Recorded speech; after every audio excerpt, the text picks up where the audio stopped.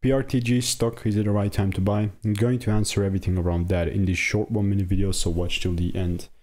Portage Biotech stock sitting at $5.60, 107% up for the day. This is a quick little 2x, you know, out of nowhere. I'm going to go to the daily chart here. And when I'm looking at the price, I mean, it's simple. It's been just kind of delivering lower and lower. And then out of nowhere, we just have a quick little 2x. We also got a split going on 15th of August, so that was a week ago. Like, I'm waiting to see this thing here really kind of give me that clean double break towards the upside for me to really just maybe double down on the bullishness, because here, I mean, I get the fact that it's going up, but in 26,000 videos that I've done over the last 4 years, most of the times in situations like this just continues to keep crashing. So that would only really make sense for me if the price pulls inside of the demand area and gives me that double break. So that's the way that I would approach this market.